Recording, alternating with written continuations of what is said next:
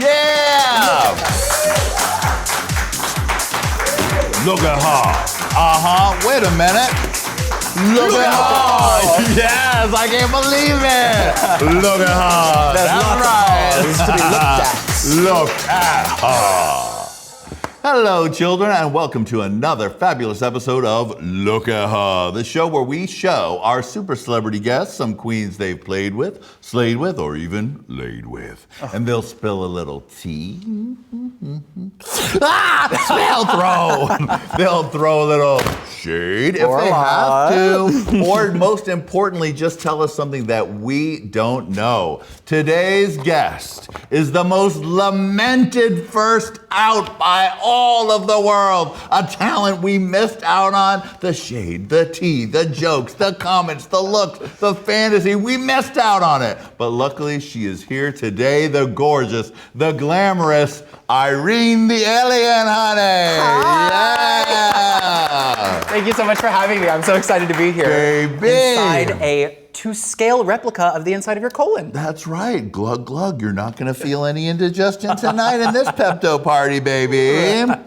Irene, I am so happy that you are here because from the minute you came on screen, I was enjoying it, sipping it, and then what the fuck? What do you mean she's leaving? That's exactly how I felt. You know, the past couple seasons, they've eliminated the girls, and then the first outs almost immediately get brought back. Right. And so as I was getting eliminated, I was kind of like, okay, see you later.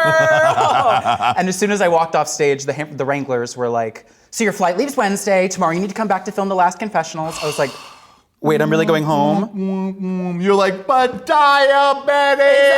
If Orion's story gets to come back, what the fuck? Right.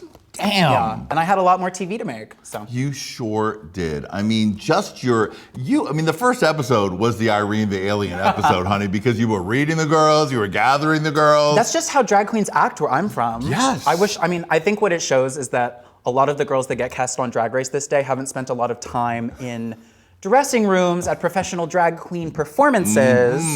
But what's been really nice is that as I travel, I feel like the drag queens are the ones who saw me. Yes. You know, they're always like, it's so nice to see someone cut up like we do back home. And I'm like, yes, yeah. Okay, as long as the drag queens like me, that's all that matters. I mean, and you also got lots of great first episode stills with your nails and the hair. The memes, yeah, the memes. I mean, yeah, you got tons of memes, and we know there's gotta be an all-stars, a global all-stars, a versus the world, a something. Well, they called me and they told future. me that World of Wonder is looking for a new janitor. So I think I will be working with World of Wonder very soon. Fantastic. Yeah, just cleaning the floors. Just keep on sweeping is what they say. Exactly. Just if you sweep good, if you sweep so good that Maybe we'll let RuPaul you come notices back. how clean the floor is. If Ru says something about it, you can come back. You can come back.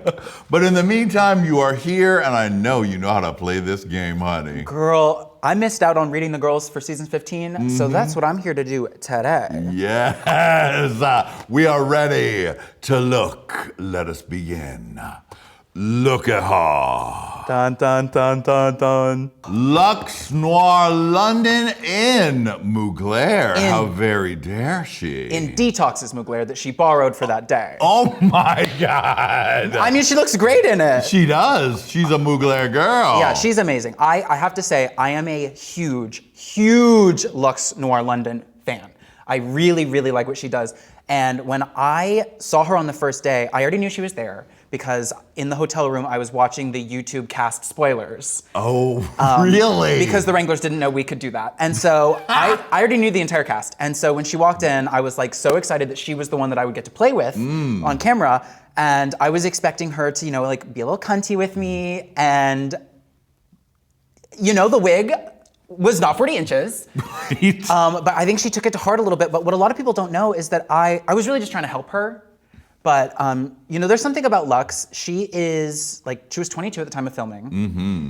That woman knows every internet pop culture reference from the past 20 years. She is nothing but a soundbite machine. Wendy Williams is channeled through Luxx at all times. Right. It's incredible. She's so funny. Whenever we get to be together as a cast, I always gravitate towards Luxx because I know that we can just sit and kind of kiki.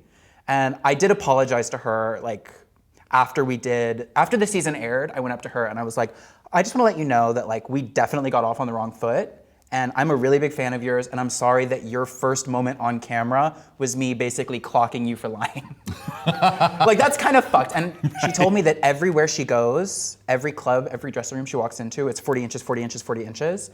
And there's like so much more to Luxx than the 40 inches thing. Definitely. Like, she is an incredible drag queen. And the fact that she's 22, 23 now, I think, it's sick and twisted. I think it shows that her parents have really instilled a really good inner voice in her.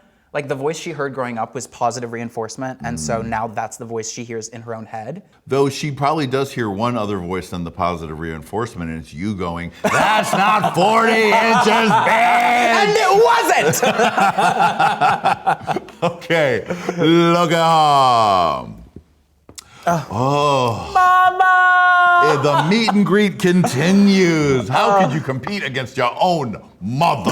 The mother of the world. Girl, I was like, if Sasha Colby's gonna be there, maybe going home first isn't a bad thing. Right. Because now people will want me on another season. Because this was nobody but Sasha's season from the get-go. No way in hell that it was ever possible to go to It just wasn't gonna happen. else. Also, I ripped this dress off very recently. This is a beautiful dress. Oh. Sasha Colby is obviously an incredible drag queen. She's also hilarious. On the first day, after we like wrapped, we got out of drag, we were sitting and we were getting like production notes. They were like telling us all the things about how it was gonna work the next day. And there was this one, I don't know what his job was. I never like got to know him. I was there for 5 minutes. Right. And he had on gray sweatpants with the biggest fucking bulge I've ever seen in my life. And he wasn't talking to us. Girl, you didn't need the binoculars. Oh shit. It was visible with the naked eye. Take your glasses off, you can still see it. Yes. And he just, like, someone was talking to us, I think it was like Mandy Salangsang or something, and he was standing over here, and apparently I was burning a hole into his pants because I couldn't stop staring.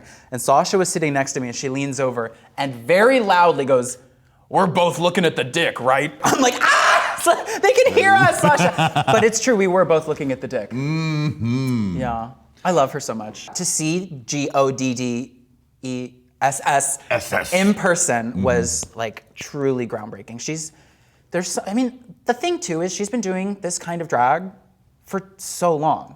Like having a bunch of dancers grabbing her hair, that's her Continental winning performance. Totally. She knows what she's doing. Yeah. So she was already at an advantage, but to see her do it live in like the most high stakes moment of her life, maybe, I don't know her life like that, but it was like, inspirational. And I was kind of like, hopefully that'll be me one day. That's right. That's the attitude we need from you, Irene, because we need you back and we need you strong. I know, but like fighting against her for the crown would have been impossible. It's very true. Everybody's so just a second, no matter how good they are, and they were good. Speaking of good, look at her. Damn. Now, in any other season, it might have been hers to own, honey. You know, Anetra. She's so likable, and I was there for 2 seconds. I didn't get to know her because she was so quiet the first couple days. I thought she was gonna go home next. Right. I really did. And then, of course, the talent show happened, and it just blew us all away. She's so in her body at all times. She lives in her body in a way that is so unique to her, and it's because she has that Taekwondo background. Yeah. She's also hilarious. She's like low-key, she's just a stoner. This is crazy. She's the only girl from my season that I've had over at my house. Oh, really? Because all the girls come to Seattle for Queer Bar. They all get booked at Queer Bar, Right. and it's an amazing time. If you live in Seattle, come see them. But when she was there, I was like, girl, come kiki, come hang out, like let's take mushrooms or whatever. Yeah. She had diarrhea that night, so she couldn't take mushrooms, but... So you poisoned her when she came to your house. What do you think I was having her there You're like, for? have these mushrooms. Yes. We'll see how far you walk that fucking duck tonight. Well, and I was like, maybe they'll put me in her place in the top 4. No, she's an incredible person, and her story, like the way that people connected to her, I'm so fucking jealous. God, I wish I was that likable. I'm too much of a fucking bitch. That's what we need you for, Irene. That's what I'm gonna say through this whole show. Stay strong, Irene. Don't become too nice. We need you to be a workroom bitch on whatever season they put you back in. So sweep those fucking floors till they signed, Irene. I have to tell you, no matter what happens, Jonny, you do not need to be afraid I do not have it in me to be nice. Thank God. It's not a part of who I am. One single tear falls down my cheek saying, Thank you, I mean, God. the fact that you got to see Walk That Fucking Duck live, I mean, Yes, was everyone as gagged as we at home were? Because I watched it at least 20 times right after I saw it. Yeah, it came in waves, because like Anetra, I was like, okay, this is gonna be terrible. And then she started walking the duck, and I was like, oh, she's like very talented. And then she broke the board, and I could feel my butthole clench, like my nuts popped out of their tub. Yes. It was one of those things where I was like, this woman could kill me, and I would thank her for it. She has orbit, she has gravity, you know what I mean? Yeah. And when I worked with her in Vegas at Piranha, and I was like, I don't even want to perform, I just want to watch her. She's so good. Like, if you have the chance to see Anetra live, you have to do it, because it's more than drag. It's this otherworldly thing of watching someone who has such control of their body that it feels inhuman, is what it feels like. She's also a Goddess. Yes, she is. Am I spelling that right? Goddess. You are. That's right. There we go. Last thoughts on Goddess, that is Anetra. You know, at the finale, when she was performing, her first run through of her number, not run through, but like the first take, she like kicked her dancer in the knee, and they had to like stop filming and re-choreograph the whole number. And I saw online a lot of people saying like, I didn't think that Anetra's number was as good. And I'm like, you don't understand. They had to re-choreograph, and she also had to perform with the knowledge that she just took out a dancer. Wow. And she still pulled through. Like, that woman is amazing. Yes. What does it say? Well, it says shade, but okay. it should say supportive. Yeah. That was such a nice thing to say. All right, look at her. Oh my God, don't make me look at that. God. Oh my God. Oh, that woman.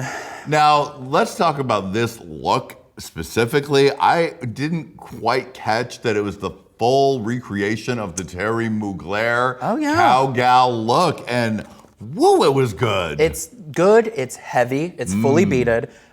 She'll tell you exactly how much it costs. You don't even have to ask. And she's wearing her only unstyled wig that she owns, I think, under that hat. Yeah, because all the other ones are teased ponytail wigs, but that one is just some little lace front. You know, Mistress's head is so big, she has to hand ventilate her own lace fronts because they don't make lace fronts that go wide enough. Wow. Yeah, that is a woman committed to the illusion. Honey, the illusion was strong during Yeah. the whole competition. And we could have gotten so much more of the two of you. It was electric in that first episode. Well, we both come from the same environment. You know, we both come from Houston, Texas, which is a drag scene full of, we'll call them drag elders, who have sort of lost their filter and their ability to experience empathy. And so, it's something that I don't know if Mistress has ever had. And so we just know how to cut up. You know, we know how to banter in a drag queen way that is sort of like, I'm saying mean things to you because I know that you are good enough at drag that you have the confidence to take criticism in a way that not everybody has it. Yeah. You know, we've been through the ringer by doing drag in Texas. I wish that we had gotten to cut up on the girls all season. We would have like probably made way more of them cry than Mistress was able to make cry alone. You would have been a powerful team. Although I don't know if we would have had the same targets. That's true. Like, now, who do you wish you could have made cry this season? Oh God, I wanted to make Marcia cry so bad. Oh, she was asking for it. She was asking. So cute and she nice. was in there asking for someone to hit her, and I wanted to give her her wish. No, I actually love Marcia, and I kind of was assuming a sort of like mother hen role with Marcia on the first day. Because as we were unpacking, she was looking around and sort of having a bit of a wake-up call when she looked at the things that everybody else had brought. And I was like, well, Marcia, give me a tour of your closet. Like, show me what you did. And like, they look great. But yeah, no, I would have cut up on Marcia. And I think the thing about Mistress is that she didn't have an equal opponent. So I think that what would have happened as the season went on is we would have like butted heads a little bit. And I'm probably the only person who was there who could dish it just as well as Mistress could dish it. Yeah. Mistress would have gotten the sweetheart edit, and you would have gotten the villain edit. Do you think that she got the villain edit? I mean, who else was the villain? I guess Lucy Laduca was the villain. Which is crazy, because Lucy Laduca is sweet as pie in person. Everywhere I go that she's already been, the girls have nothing but nice things to say about her. It's crazy that she was such a crazy person on the show. Now, before we move on to talk more about Lucy Laduca, right? We well, we will talk about her more now. Let's talk about Saggy Face Gate. So, Saggy Face Gate. Yeah. What was the truth? What was the shucking off of the truth? Tell me the story. I can tell you the story. Mistress's best friend is my drag daughter. Shout out Norvina Dubois.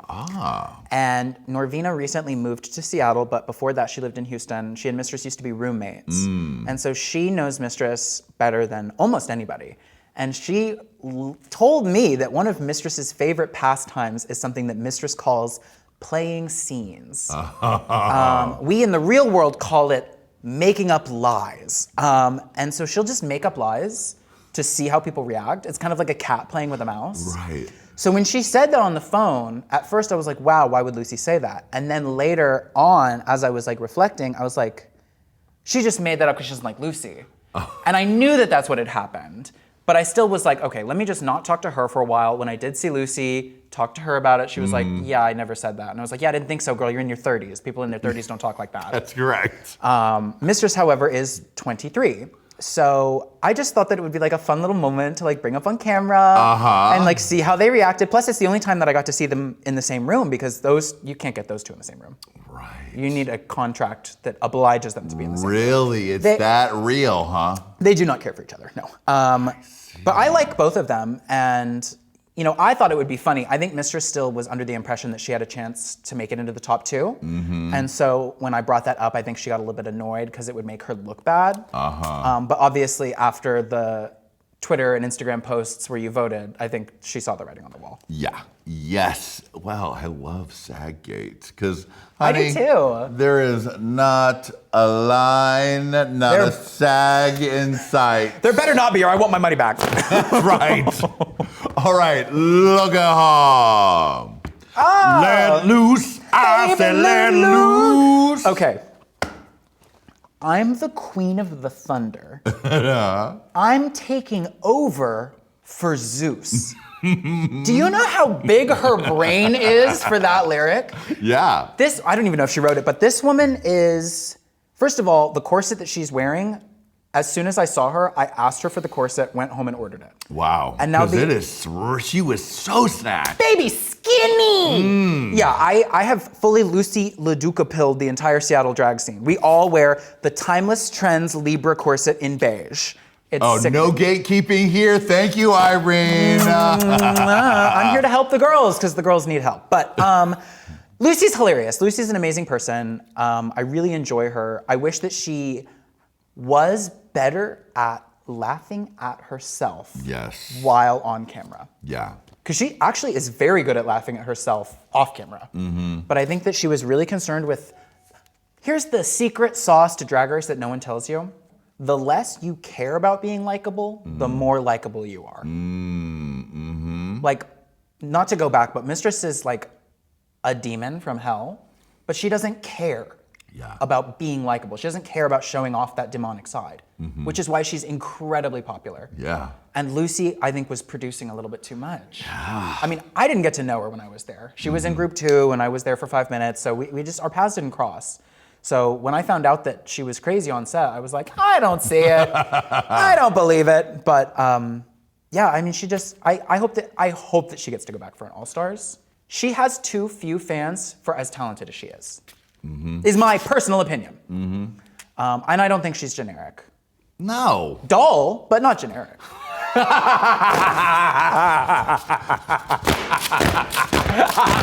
Irene is delivering. You know what? She went and worked at Queer Bar with my girls, and they were all like, wait a minute, you're covered in tattoos. Why do you hide those? These make you look cool. She like wants to be perceived as like a white bread suburban housewife. And I'm like, girl, no, be the like hot dom top construction worker you are. Oh yeah, bro. Look at that tiny waist, bro. Bro, look at them big old hips. I mean, honey, she just was.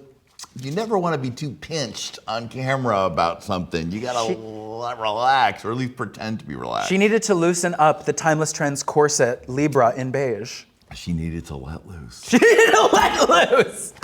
Oh God, I love that song. Also, just I'm gonna pat myself on the back a little bit. I was a let loose stan from the day it premiered. Yes. It took y'all months to figure out what a flop that shit was, but I knew. Tell him, Irene. Look at him.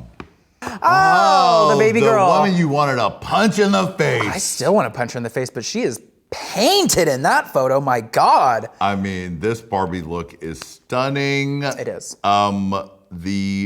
We don't know whether it was real or not. The Reddit spill about the producer from Drag Race who said, "Ask me anything." And in that story, they said RuPaul did not care for Marcia. Oh, she did. She hated her. Go on. I think that Ru was underwhelmed a little too many times. I think she got annoyed. I don't think she hated Marcia. I think she got annoyed that she had to ask for the same things over and over, which is understandable. Marcia took a really long time to embrace drag makeup, and she has really, since being off the show, has embraced it a lot. Yeah. I have a conspiracy theory. Can I share a conspiracy theory with you? Yes. Okay, so this is my conspiracy theory. So Marcia did not get ready with the rest of us in the dressing room at the finale or the reunion. She got ready in her hotel room and then came down once she was fully painted. I have never seen her put on that makeup. When she puts it on in her TikToks, it's always jump cuts. So my conspiracy theory is that Marcia still has not learned to paint her face and instead has a makeup artist who does her face for her, whether it's her boyfriend or someone else, because her boyfriend does go with her to all of her gigs. And my conspiracy theory is that someone else is doing her face and she's passing it off as her work.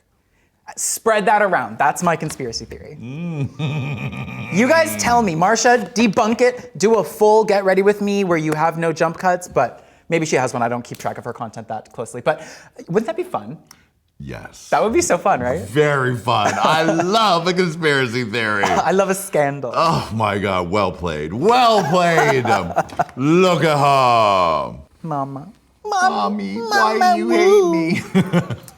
I know, Mama hates me. It's so hard to, like RuPaul, I discovered when I was 16. I really love RuPaul. I really love RuPaul a lot, and I have looked up to her for a very long time, in secret and publicly. And to get there and meet her and have her instantly be like, yeah, that wasn't funny, go home. I was like, damn! Okay, don't meet your heroes. But oh God. No, I respect RuPaul to a level I respect very few humans. Yeah. That woman, I did mushrooms shortly after getting eliminated, and RuPaul walked into my trip. You know what I mean? Like she was sort of the talisman of my trip. It was her and Willow Pill, of course, because on mushrooms. And she said to me, all of this is an act, you know that, that's what I say all the time. Like this whole thing, drag is an acknowledgement of the illusion of the human condition. And going home first on the reality TV show that I created is not a reflection of who you are or your worth or your value. And even though it wasn't the real RuPaul saying that to me, it really felt like something that maybe she would say, and it really gave me a sense of peace. And I am just so honored and privileged to get to help her build the legacy that she has built, to get to be even a tiny piece of the Drag Race legacy. It's so, like, I don't think I would ever feel fulfilled in my life if I hadn't gotten to do this. We love you here. Thank you so much for being here. Thank you for having me. Can't wait to see more of you. We are rooting for you in general. Now, if you want to see more of our interview with Irene the Alien that we couldn't fit in the show, you're going to have to go to patreon.com/HeyQueenTV for exclusives you can't see anywhere else. All right, Irene, love you. Thank you. And thank you all for watching. We'll see you next time on Look at Her. Hit it!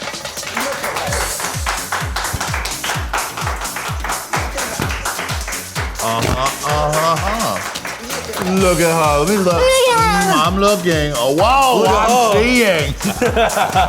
Look at Love you, kid. Love you, Lady Red.